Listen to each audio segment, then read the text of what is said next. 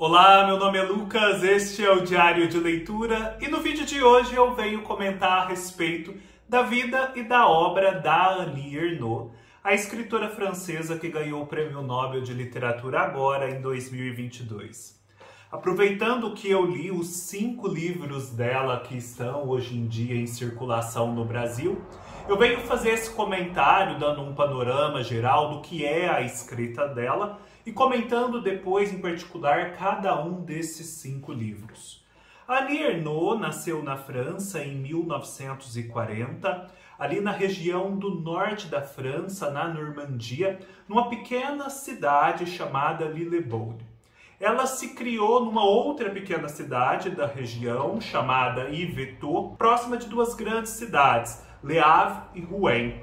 A família da Annie Ernaux é uma família pobre, é uma família de gente trabalhadora que antes trabalhava no campo, depois passou a trabalhar na indústria como operários e, por fim, enquanto a Annie Ernaux crescia na sua infância, eles tinham um pequeno comércio, uma mercearia e um café conjugados. Buscando justamente vencer essa barreira de classe que antes existia, os pais lutaram para que a Annie Ernaux pudesse ter uma educação formal e ela se forma em letras na Universidade de Rouen e passa a atuar como professora, profissão que ela vai exercer ao longo de toda a vida.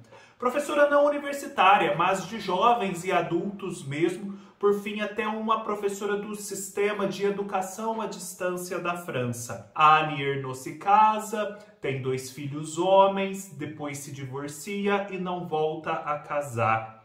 Ela, desde os anos 70, quando a sua carreira literária teve início, mora ali nos arredores de Paris, numa região mais afastada, e é muito importante mencionar todos esses fatos a respeito da sua vida, porque é justamente sobre eles que a sua obra literária vai ser constituída.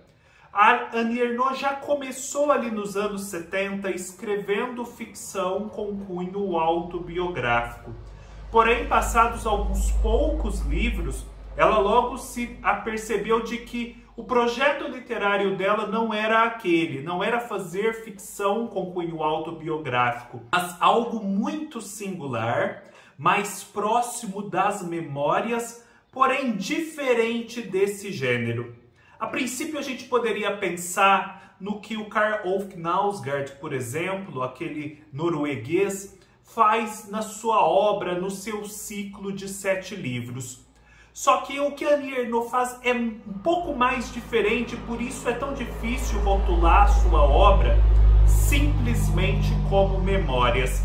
Porque ela é muito mais seca, muito mais direta e por isso mesmo muito mais penetrante e reverberativa na vida do leitor do que o Karl Ove Knausgaard. Ela olha para a própria autobiografia de um modo e por um recorte em que o cunho social, o cunho mais amplo, que permite a identificação do leitor com a vida dela se torna maior. É como se, ao radicalizar a pessoalidade do relato, ela conseguisse atingir justamente essa sua dimensão mais coletiva, mais universal. A obra da Annie Ernaux, justamente por conta dessa sua biografia, vai ser uma obra, sobretudo, sobre a condição das classes mais desfavorecidas e operária, principalmente, da qual ela veio,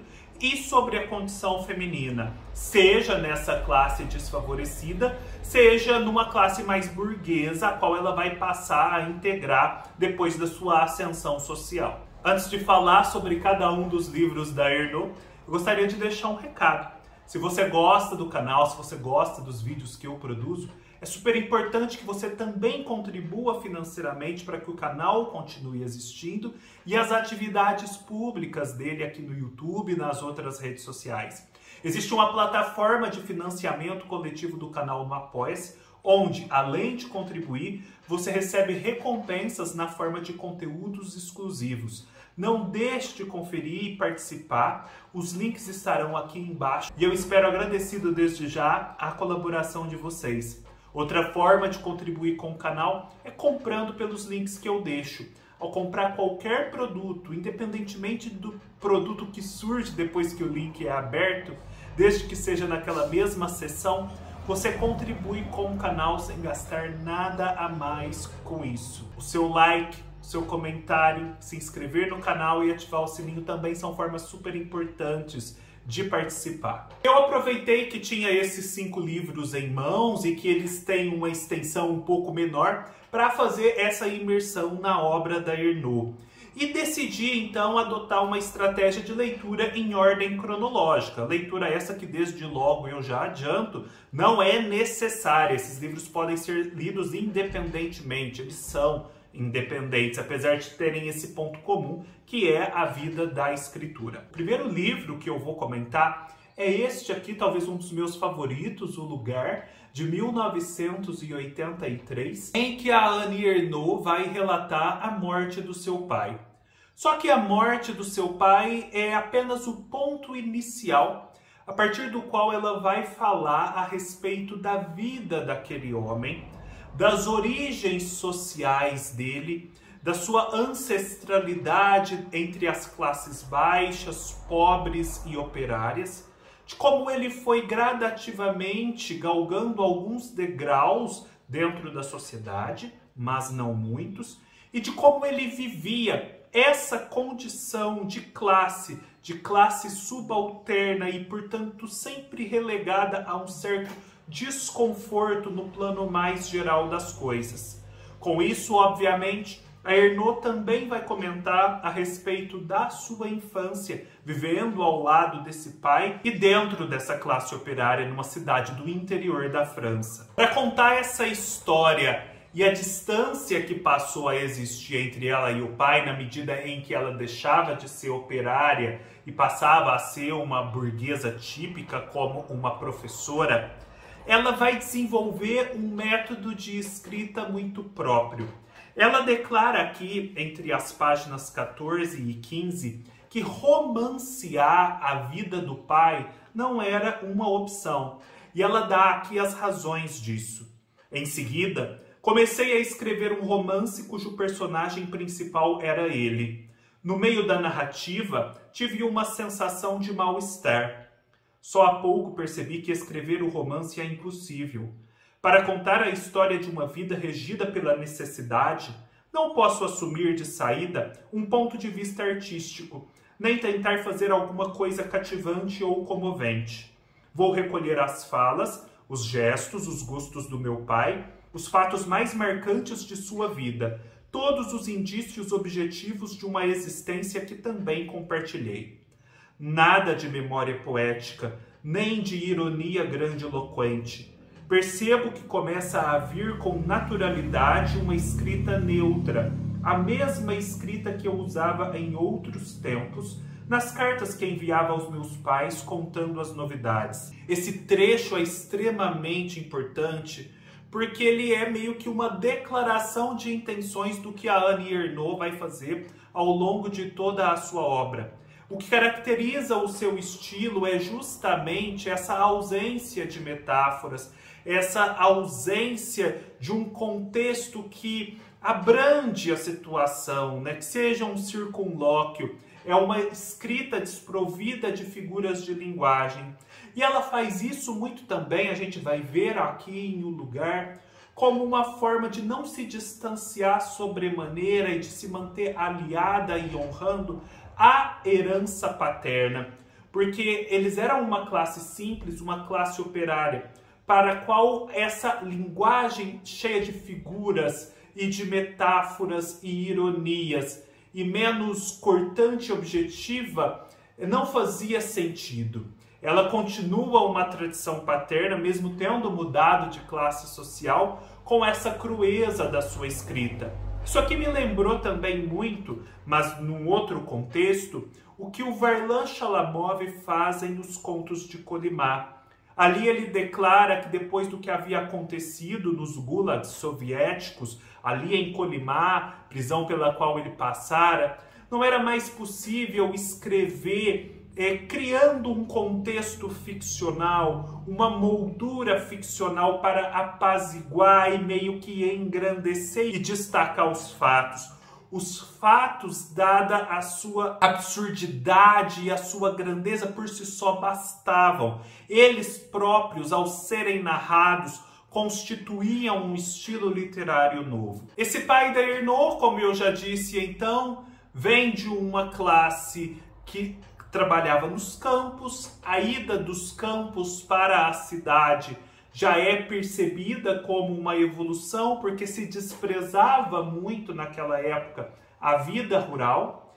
E dentro da cidade eles passam a trabalhar dentro das fábricas, as fábricas com toda aquela problemática, patrão e empregado que todos nós conhecemos. E por fim eles galgam um degrau a mais e conseguem se estabelecer num pequeno comércio de bairro. O pequeno comércio de bairro, no entanto, nunca passa disso. Eles nunca chegam a fazer fortuna e o que ganham ali é pouco mais, na verdade, do que ganhariam num trabalho assalariado comum. A sensação de inferioridade, de pertencer a uma classe social subalterna, persiste ao longo de toda a vida desse pai da Ernaux. E vai marcá-la necessariamente por toda a sua vida, mesmo quando ela se tornar uma burguesa e uma escritora de fama. O que torna esse livro tão interessante, o projeto literário da Ernaux de um modo geral, é a sutileza que ela tem para perceber nesse passado, nos hábitos, nos gestos, nas falas, nas situações, lugares, cenários, aquilo que denuncia tudo o que está acontecendo de uma forma muito eloquente e ao mesmo tempo discreta. São gestos, lugares, palavras que demonstram o tempo todo que a pessoa se sente ali numa situação de inferioridade. Alguns exemplos corriqueiros que podem ser dados e que geram grande identificação. A Annie Ernaux revela que, por exemplo, o seu pai, quando via um médico, uma pessoa mais abastada, falando e nessa fala pontuando expressões populares, na mesma hora se sentia feliz por aquilo, depois comentava com a família aquilo e via naquele gesto daquela pessoa, nessa questão da linguagem, um fator de aproximação, de identificação e de se sentir mais confortável na sua presença. Quando ele, por exemplo, tinha que se referir à vida que a Ernaux passava no pensionato, que era uma escola particular católica, havia ali termos que descreviam aquele lugar e aquela vida que eram próprios. E aquilo fugia um pouco da sua linguagem comum. Então ele não se sentia confortável para simplesmente falar aqueles nomes. Parecia pedante para ele simplesmente falar aqueles nomes naturalmente. Então, para se referir, por exemplo, à própria palavra pensionato, ou a irmã, a madre superiora, que era a diretora desse pensionato, ele ia escandindo as sílabas com uma ironia, como se falasse aquilo entre aspas, dizendo assim, o pensionato, sabe? Com aquela ênfase irônica, ou a irmã.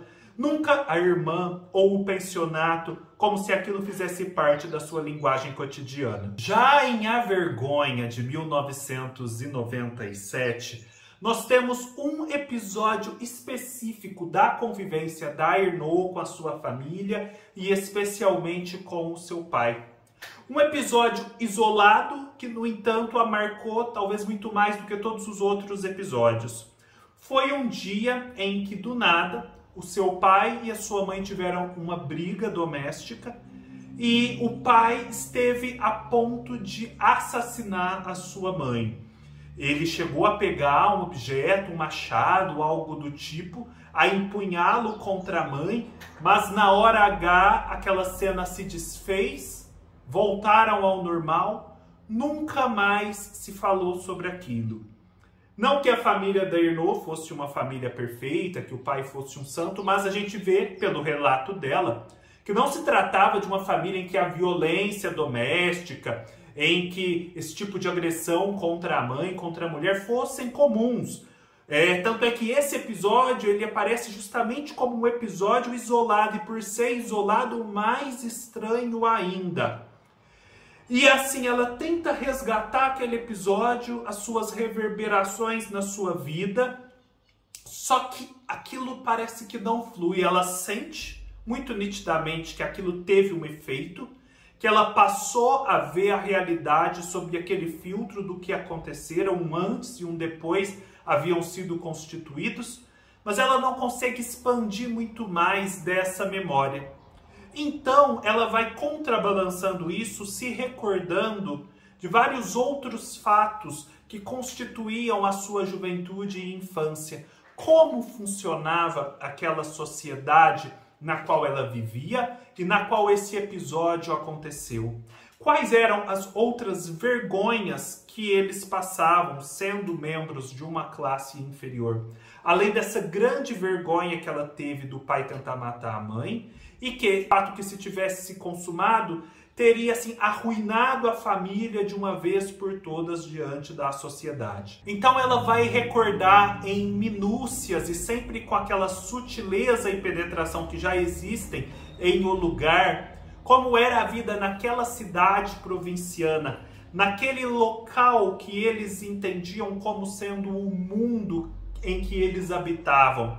Um lugar muito restrito, porque no provincianismo e na vida de quem vive no interior e tem poucos recursos, uma pequena extensão de terra, uma pequena extensão de referências constituem o mundo todo. E tudo o que está de fora parece muito distante, parece pertencente a um mundo muito diferente. Ela vai elencar e perscrutar como era essa escola católica onde ela era educada, como era a prática religiosa no interior da França, ali entre os anos de 50 e 60, e vai resgatando todos aqueles códigos morais, as dinâmicas sociais que existiam e que a moldaram desde então. Por fim, ela vai falar de uma viagem que ela e o pai fizeram a Lourdes, e daquele estranhamento que justamente surge quando alguém que é de uma classe inferior e principalmente do interior do país vai em partida rumo a um lugar muito diferente, com um ar um pouco mais cosmopolita, né? Todos aqueles mal entendidos, aquelas situações embaraçosas que denunciam e escondem muito da dinâmica social mais profunda que está acontecendo. O que fica, né, dessa contraposição entre aquele gesto violento do pai e esses outros fatos que ela vai elencando aqui, é que a vergonha era um sentimento constante, o sentimento de estar deslocado.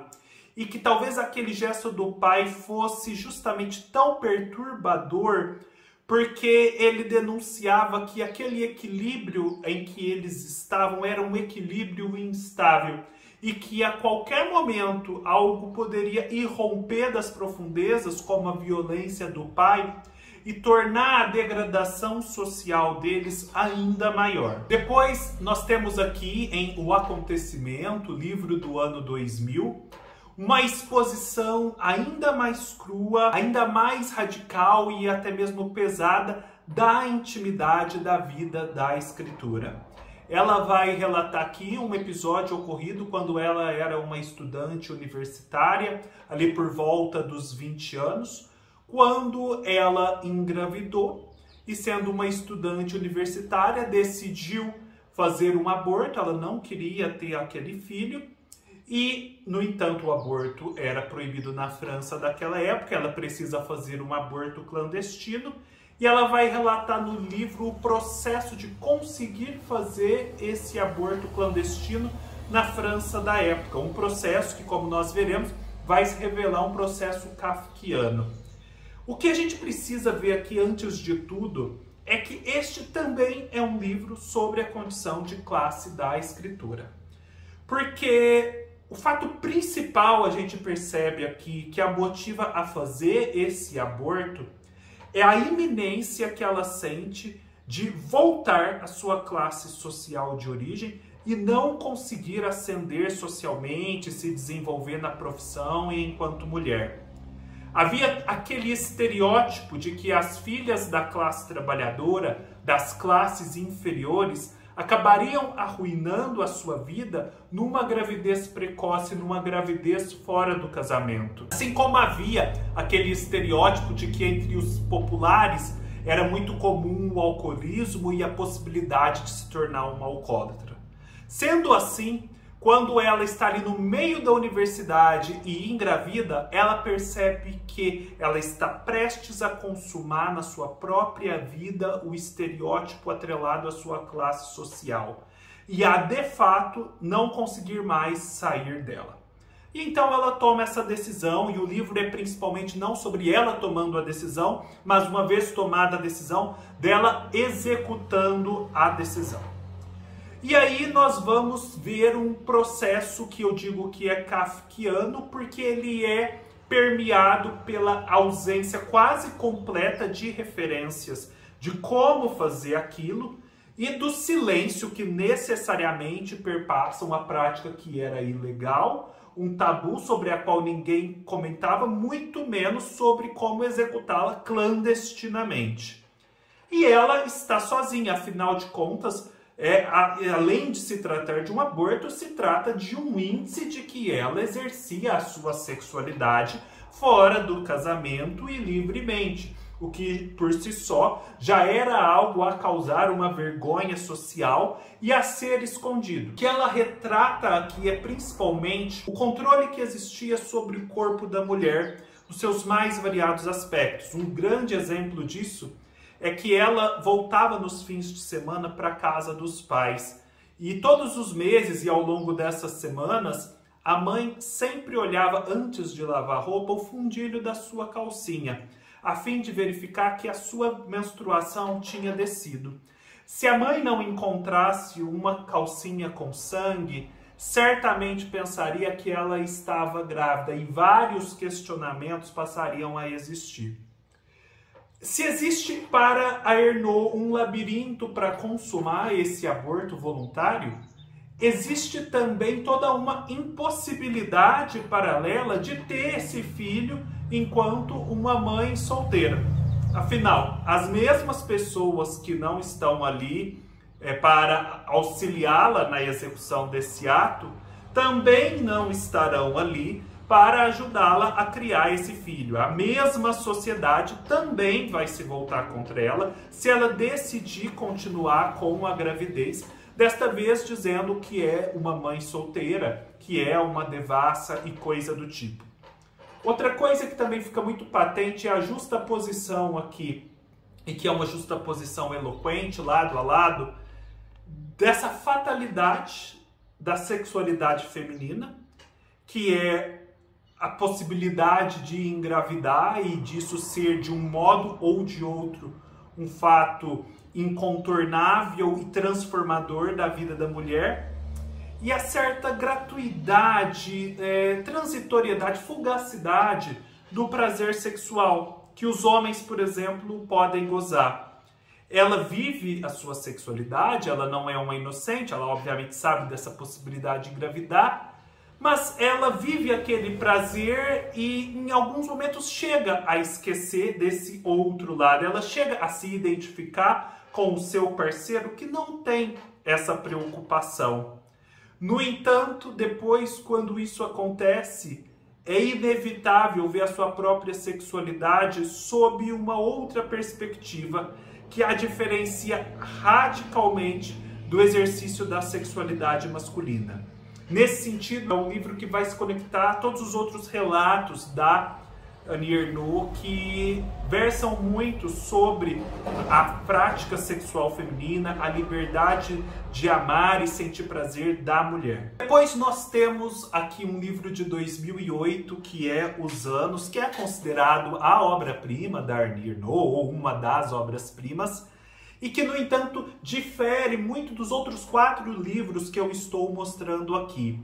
Porque ele é um pouco mais abrangente, extenso e, por isso mesmo, menos sintético e cortante do que os outros.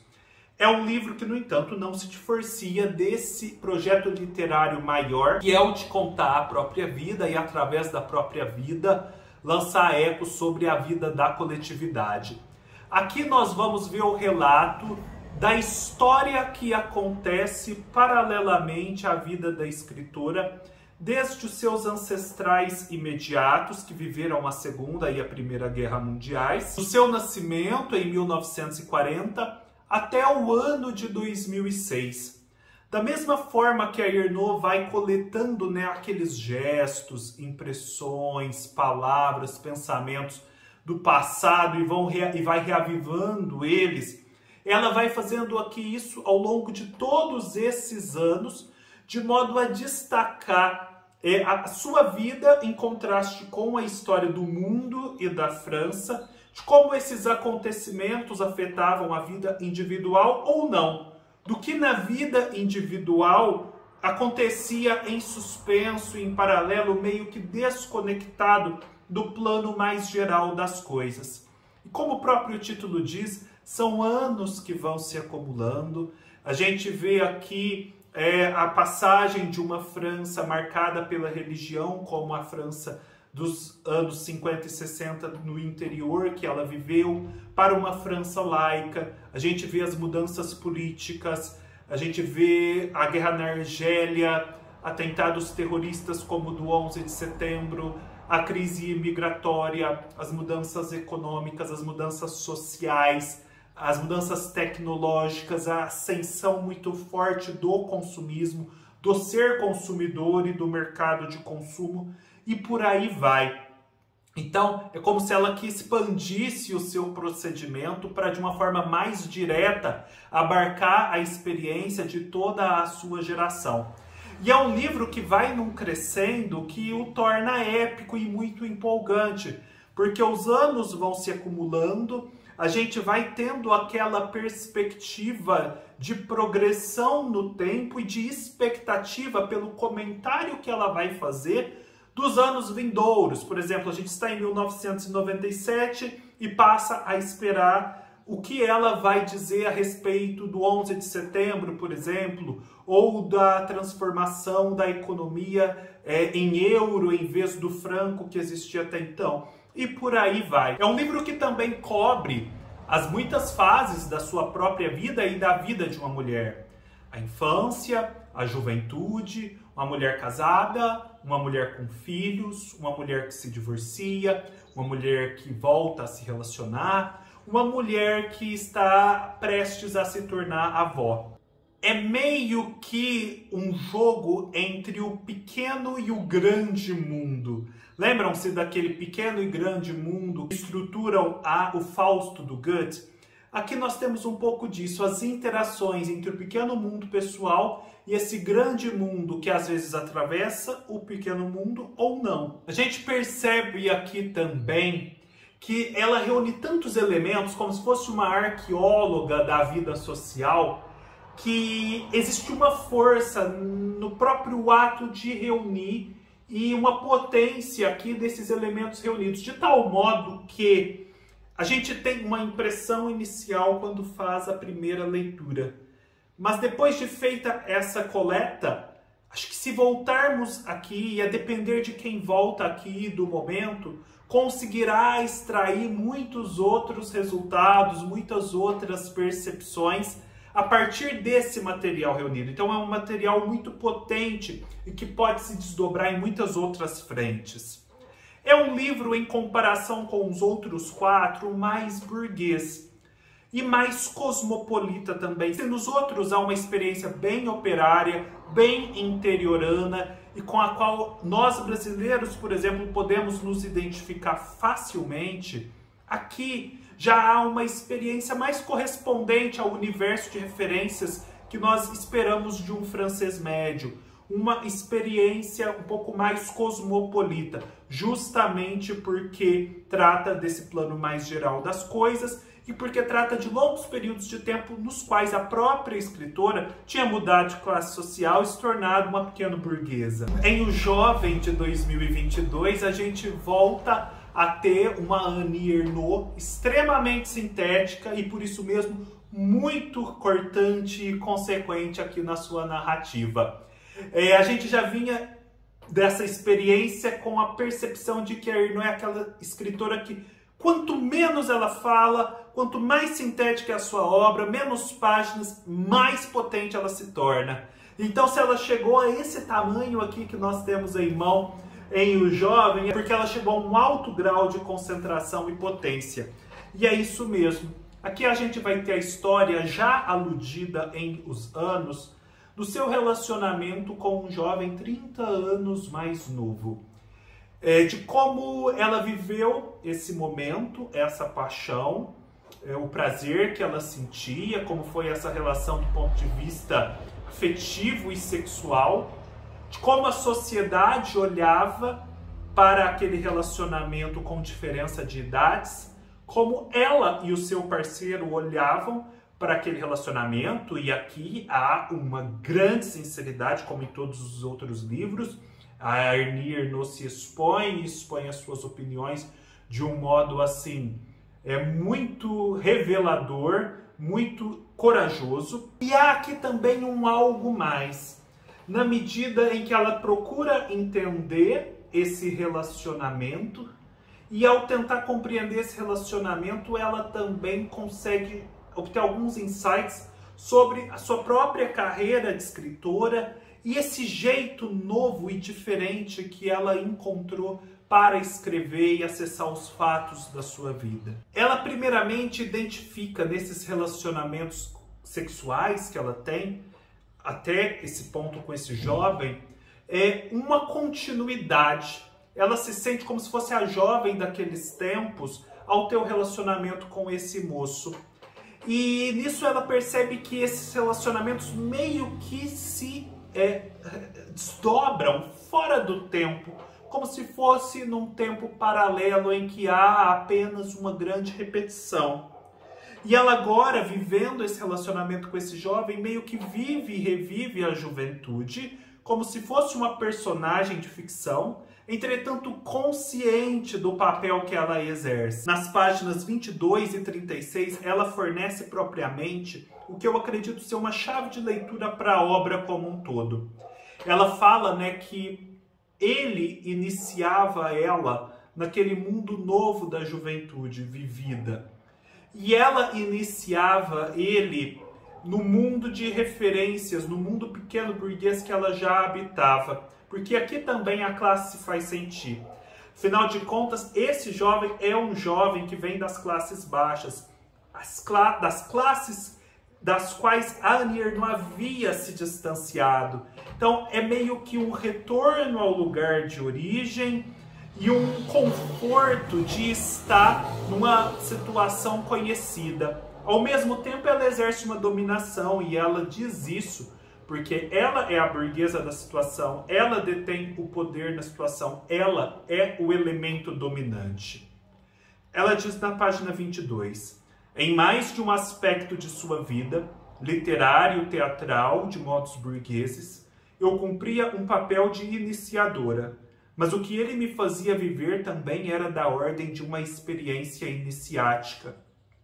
O principal motivo para eu querer seguir adiante com essa história era que, de certo modo, ela já tinha acontecido. E meu papel ali era o de uma personagem de ficção. Na página 36, ela complementa. Parecia-me cada vez mais que eu poderia acumular imagens, experiências, anos, sem ter nenhum outro sentimento além da própria repetição. Tinha a impressão, ao mesmo tempo, de ser eterna e de estar morta, como vejo minha mãe num sonho que tenho com frequência. Ao acordar durante alguns instantes, tenho certeza de que ela realmente vive sob essa dupla forma. Essa sensação era um sinal de que o papel desempenhado por ele, de alguém que abria as portas do tempo na minha vida, tinha chegado ao fim. Talvez o meu papel de iniciadora na vida dele também tivesse acabado. Ela, ao ter o relacionamento com ele, como que revive o passado conscientemente e a partir dessa consciência consegue fazer uma elaboração maior.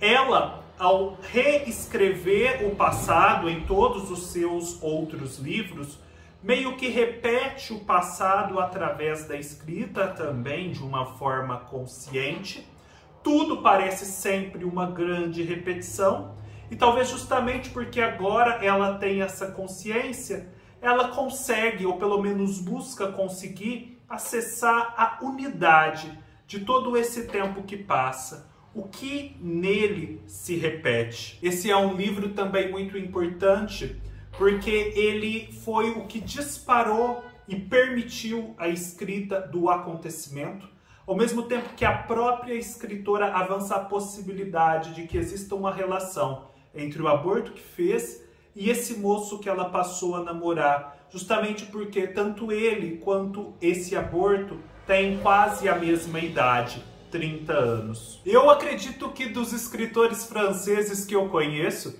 a Annie Ernaux seja a que mais tem a dizer a nós brasileiros, enquanto uma nação constituída principalmente de pessoas pobres, pessoas não firmadas muito bem socialmente, e mesmo aquelas que estão muito bem firmadas não deixam de constituir uma nação que, no plano mais geral das coisas, tem uma condição de inferioridade e subalternidade. Eu mesmo venho de uma família operária aqui em Franca, do setor calçadista, e a identificação que eu tive com vários relatos da Ernaux sobre a França operária do início do século passado que ela viveu é assim espantoso. É impressionante a semelhança que essas situações guardam mesmo entre culturas muito diferentes. Aqui na obra da Ernaux é também muito perceptível quanto deve ser difícil acessar essas memórias e recortá-las como a Ernaux recorta. Ao mesmo tempo, né, que a gente vê essa dificuldade, a gente vê o valor do que surge e passa a desconfiar que, se não fizermos nós mesmos esse processo de recordação muito dolorido e muito profundo, continuaremos vivendo sob condicionamentos, sob uma rede infindável de encadeamentos dos quais nós não temos consciência e que determinam muitos dos nossos pensamentos, gestos, palavras e omissões. Uma coisa que eu sugiro é que vocês façam uma imersão na obra da Ernaux. Afinal, são livros de extensão um pouco menor, apesar dessa profundidade que eu já mencionei. Entretanto, é possível lê-los na sequência, aproveitar que, por enquanto, ainda são 15 aqui no Brasil, e ter essa percepção maior dessa vida e desse projeto literário, que é sempre muito válido de se fazer com um escritor. Há várias outras obras da Ernaux a serem lançadas no Brasil. Segundo o relato aqui de um jovem, há pelo menos outras 16 que ainda não foram traduzidas e eu espero serão traduzidas pela editora Fósforo.